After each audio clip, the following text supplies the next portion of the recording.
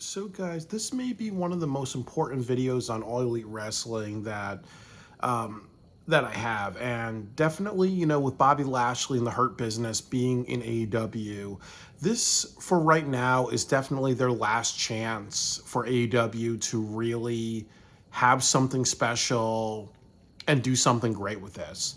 That, one thing that I will say is that, with Bobby Lashley, he could change a lot of things in AEW for the better.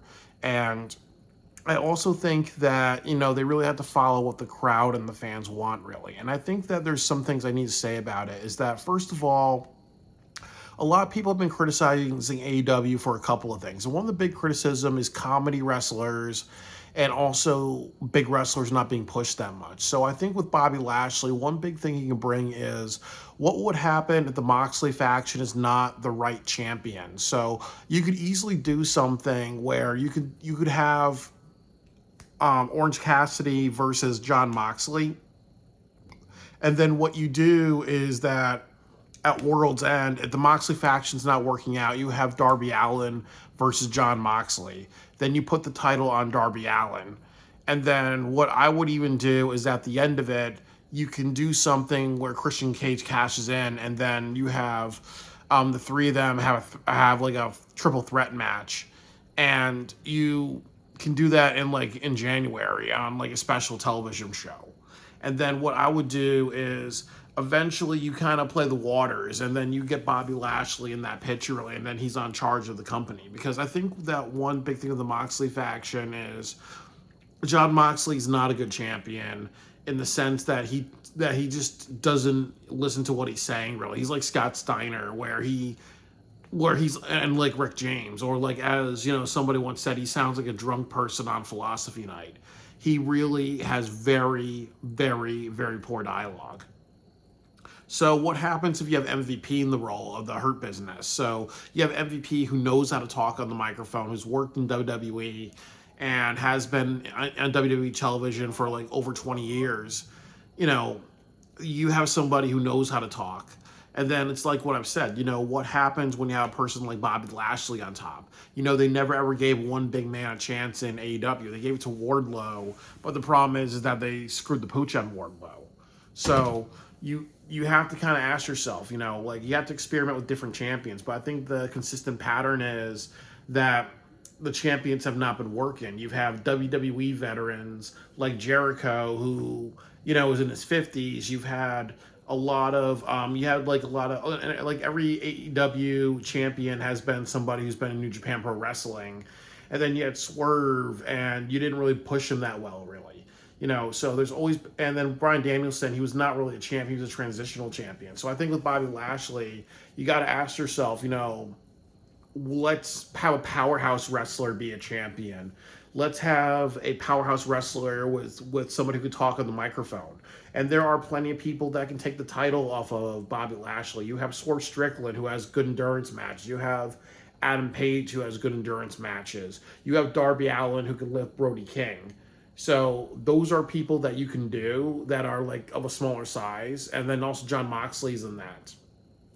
The bigger people is you could have Wardlow, Brian Cage, Powerhouse Hobbs, and there's or like even Brody King, really, and Luchasaurus, there's big men, and like Lance Archer. There's a lot of other guys that are bigger men that actually can take that title, really. And I would think that the people that shine out is like Wardlow. You can reset Wardlow.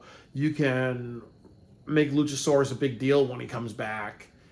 And also with Brody King, you have to do something with Brody King because he's a big dude, really, and he can't kind of be jobbing, really. So you have to kind of, big man versus big man. Then you have Samoa Joe, really. So those are like the big men that could actually have a feud. And what would happen if you put a title on a big man and took that real seriously? The next group of people that can take the title off of him would be Will Ospreay, Kenny Omega, Swerve Strickland, because they're slightly big people, really. So there are people, and there's a lot of people in that group, really, that can face Bobby Lashley and that can legitimately beat him, but do it in a very compelling type of match, really. So there's a lot of just big money with Lashley, really. So I just think that they have to kind of utilize that. I think my worst fear is that what would happen in a month if you see Bobby Lashley face Orange Cassidy, if you have him face John Silver, he's actually having a 50-50 match with Hologram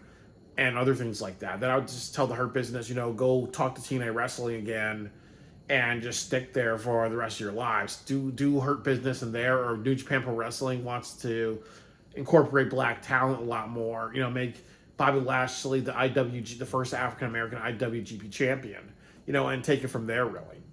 So, there's a lot of people that can that. There's a lot of just new talent that you can have and new fights that you can have and over that title, really.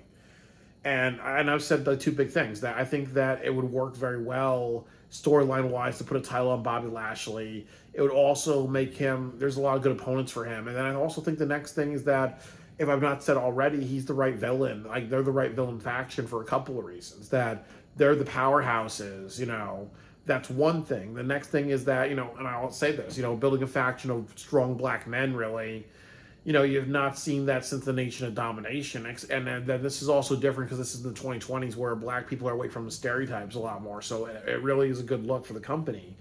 And then also, too, you look at WWE, which doesn't really push black people that well, really. Or you have a dominant black faction. You've not seen them kind of dominate the company or whatever, So it really gets to a point where with AEW, they really can, it's a really good look for them. And also it's a really good look. It's a really counter reaction to WWE, really, with how they didn't really utilize the Hurt Business to their best abilities. And then they have Bobby Lashley and the Lana thing, where people don't get it. That is a stereotype of the black man stealing the white man's wife. And then also the black man being, sex candy to the white woman, or the black man sleeping around with a white woman. So, and they said to embarrass him. So they're always with Bobby Lashley, he can be more serious, he can be more true to himself, really, and he can and with the Hurt Business and everything that they've done in TNA Wrestling, it doesn't matter that much because TNA Wrestling has not had a wide audience, really, So with AEW, it'll matter a lot more. So I think that you need to kind of just really put your money on Bobby Lashley. And I really think that there are two shows that you can do. You can rush things and get it done in World's End by putting a title on him, or you can wait until Grand Slam in the Suncorp Arena. And I think that might be the best thing, where it's a bigger stage. But I think World's End would be better because, at least with World's End, that's kind of the right pay-per-view because you're trying to reset the new year, really. But I think that there's a lot of things that work with Bobby Lashley, really. So he's the right villain because all these things that you can set up with him. And then the next thing that I will say is that it's going to make AEW a different place. I think that there's a lot of issues with AEW. Very inconsistent storytelling, small men beating big men, a New Japan Pro Wrestling style match. You have to do flips, you have to have a high endurance type of match, and a lack of a big man, and also not having purposes for both companies. It is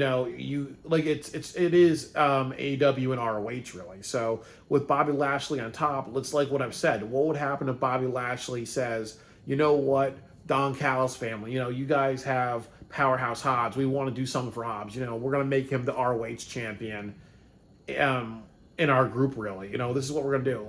You guys are going to take over ROH, but we want Hobbs, really. And we're going to put a title on him, so we both look good or something like that. So, that would be a good storyline, Hobbs running roughshod on Ring of Honor, and Ring of Honor being a developmental and overage type of thing. You can have Shelton Benjamin versus Okada, or Shelton Benjamin versus Will Ospreay, which I think would be a freaking Dynamite type of match, really. And then Bobby Lashley be the talk of Dynamite, and then he's also he's also the main guy, really, and he has MVP on top of it, So I really think there's a lot of appeal to it. There's a lot of investment, and it allows AEW to stop a lot of their stupid booking, stupid storytelling. If people are talking about the show and the inconsistencies, what you have to do is say at Full Gear and World's End, all the storylines end, really. All the storylines end. And that's that, really. And then you kind of look at how you do stories. You know, like some people were talking about last night how they were mad with the EVPs because they were burning their paperwork, their contracts, and then also you have Brandon Cutler, you know, look like a jackass running with shoes and all that. And when you have somebody like with Bobby Lashley, you know, he damn sure is not going to make Swerve Strickland. You know, MVP is going to make sure that Swerve Strickland, Shelton Benjamin, if they get Hobbs and a few other people in that group, he's going to make damn sure, even if it's Private Party, you know, they can do something about, you know, like Private Party being into the pimp and hip hop culture, but they would take it to a certain level, but they will not take it to the level of corny comedy, really. So there is a lot of resets. And then also with MVP and like Bobby Lashley and those people, they will talk to Tony and they will say something like, you know what, you will not have me defend the title against Orange Cassidy. You will not have me do that. I will be booked like a Brock Lesnar.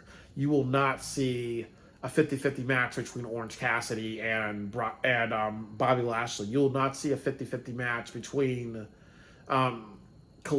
Kalistico, whatever his name is, and Bobby Lashley. You will not see John Silver versus Bobby Lashley go off, just go for a long time. If you're going to do Jack Perry versus Bobby Lashley, you damn sure better make that a street fight where it's more legitimate.